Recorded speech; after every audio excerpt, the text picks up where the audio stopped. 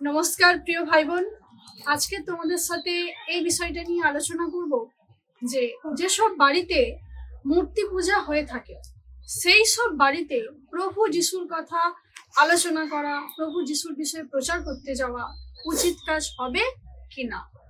আবার বলছি, যেসব বাড়িতে মূর্তি পূজা হয় বা প্রতিমা পূজা হয় সেই সব বাড়িতে প্রভু যিশুর কথা আলোচনা করা, প্রভু যিশুর কথা প্রচার করতে যাওয়া উচিত কাজ হবে কি না, এই বিষয়টা নিয়ে আজ আমি তোমাদেরকে বলতে চাই। দেখো প্রিয় ভাই বোন, তোমরা একটু লক্ষ্য করলেই দেখতে পাবে আজকাল বেশ কিছু প্রচারক বেরিয়েছে যারা প্রভু যিশুকে নিয়ে প্রচার করে থাকে। আমরা যেভাবে প্রচার করি তারাও ঠিক সেইভাবেই প্রভু যিশুকে নিয়ে প্রচার করে, কিন্তু তারা প্রভু যিশুর কথা প্রচার করতে গিয়ে মানুষের কাছে এই কথাই বলে থাকে যে যেসব বাড়িতে মূর্তি পূজা হয় সেই সব বাড়িতে প্রভু যিশু নাকি একদমই আসেন না। তাই প্রভু যিশুকে অন্তরে গ্রহণ করতে গেলে অবশ্যই অবশ্যই আগে সেই বাড়িগুলোকে সব ধরনের প্রতিমা মুক্ত করতে হবে। কি বললাম? সেই বাড়িগুলোকে আগে সব ধরনের প্রতিমা মুক্ত করতে হবে, তবেই নাকি সেই বাড়ির মানুষেরা প্রভু যিশুকে অন্তরে পাবে। এই কথাই তারা মানুষের কাছে বলে বেড়াচ্ছে। তো দেখো প্রিয় ভাই বোন, এই বিষয়টাই ঠিক এই বিষয়ে আমরা কিন্তু ওই প্রচারকদের সাথে একেবারেই একমত নয়। কেন নয়? কারণ পবিত্র বাইবেল শাস্ত্রে কোথাও আমরা এই ধরনের একটা শব্দও পাই না যেখানে প্রভু যিশু বলেছেন যে বাড়িতে মূর্তি বা প্রতিমা পূজা হলে সেখানে তিনি আসবেন না বা সেই সব মানুষকে প্রভু পছন্দ করেন না। এমন কোনো কথা আমরা বাইবেলে কোথাও পাই না। তাই ওদের সাথে আমরা একদমই একমত নয়। দেখো প্রিয় ভাই বোন, আমাদের প্রভু যিশু না এত দুর্বল নয় যে তানাকে পেতে গেলে আগে আমাদের বাড়ি থেকে মূর্তি বা প্রতিমাদেরকে বার করে দিতে হবে, তবে সেই জায়গায় প্রভু যিশু আসবেন। সত্যিই যদি তিনি এত এত দুর্বল হতেন তাহলে আমরা নিজেরাই তাকে অন্তরে গ্রহণ করতাম না। আর দ্বিতীয়ত দেখো, শাস্ত্র মতে আমরা এটাই দেখতে পাই, প্রভু যিশু যখন এই পৃথিবীতে ছিলেন তখনই তো বাড়ি বাড়ি মূর্তি পূজা হতো। আর সেই সমস্ত বাড়িগুলোতে গিয়ে প্রভু যিশু নিজেই পিতা ঈশ্বরের মহিমার কথা প্রচার করত। কিন্তু আমরা তো বাইবেলে কোথাও দেখতে পাই না যে মূর্তি পূজা যে বাড়িগুলোতে করা হতো সেই বাড়িগুলোতে প্রচার করতে গিয়ে প্রভু মূর্তি রাখা বা মূর্তি ফেলে দেওয়া নিয়ে একটা বাক্য খরচ করেছেন। এটা কিন্তু আমরা কোথাও দেখতে পাই না।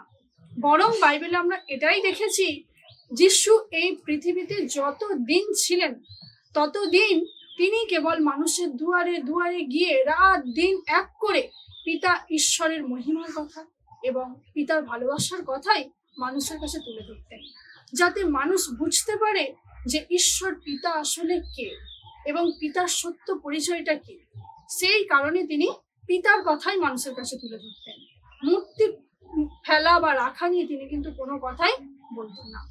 তাই আমার প্রিয় ভাই বোনেরা ও আমার প্রিয় প্রচারক ভাইরা, তোমাদের উভয় পক্ষের কাছেই আমার বিনীত অনুরোধ এটাই যে দেখো, যে বিষয়টা নিয়ে আমাদের প্রভু যিশু নিজে মাথা ঘামায়নি, যে বিষয়টা নিয়ে প্রভু যিশু নিজে কোনো গুরুত্ব দেয়নি, সেই বিষয়টা নিয়ে আমাদের মাথা ঘামানোর কোনো প্রয়োজন নেই। তাছাড়া পবিত্র বাইবেল শাস্ত্রে আমরা দেখতে পাই প্রচারকদের বিষয়ে শাস্ত্র আমাদেরকে এই আদেশ দিচ্ছে যে আমরা যখন প্রভুর কথা কাউকে বলতে যাব তখন যেন কোনোভাবেই আমরা কাউকে আঘাত দিয়ে কথা না বলি বা অযথা কোনো তর্কাতর্কিতে আমরা যেন জড়িয়ে না পড়ি। তাই প্রিয় প্রচারক ভাইরা, মূর্তি ফেলে দেওয়া নিয়ে মানুষকে যে বিধানটা তোমরা দিচ্ছ, এই কাজটা যে তোমরা একদমই ঠিক কাজ করছো না সেটা তোমাদের মানতেই হবে। তাই আমি তোমাদেরকে আবার বলছি, দেখো, সত্যি যদি তোমরা প্রভু যিশুকে ভালোবেসে থাকো তাহলে দয়া করে মানুষকে আঘাত দিয়ে প্রচার করাটা তোমরা বন্ধ করো। মানে এই যে মূর্তি ফেললে, প্রতিমাদেরকে বার করে দিলে তবে প্রভু যিশুকে পাওয়া যায়, এই কথাটা এইভাবে প্রচার করা তোমরা দয়া করে বন্ধ করো। বরং যদি পারো, বরং প্রভু যিশুর সত্য পরিচয়, প্রভু কেন এই পৃথিবীতে এসেছিলেন, সেটাই মানুষের কাছে তুলে ধরো। এটাই তোমাদের কাছে আমার একান্ত অনুরোধ। আর আমি বাকি সকল ভাই বোনেদের উদ্দেশ্যে বলছি, দেখো, এটা একদমই সত্য নয় যে প্রতিমা ফেললে, বাড়ি থেকে মূর্তি দেবদেবতাদেরকে বার করে দিলে তবে তোমরা যিশুকে পাবে না। এটা একদমই মিথ্যে কথা। আমাদের আলোচনার বিষয়বস্তু অনুযায়ী আমি তোমাদেরকে পরিষ্কারভাবে উত্তর দিচ্ছি। দেখো, মূর্তি, প্রতিমা, দেবদেবতা আমাদের বাড়ি যাই থাক না কেন, আমরা সেগুলোকে অবশ্যই সম্মান করব, ভালোবাসবো, সেবা আরাধনা করব, এতে প্রভুর কোনো আপত্তি নেই।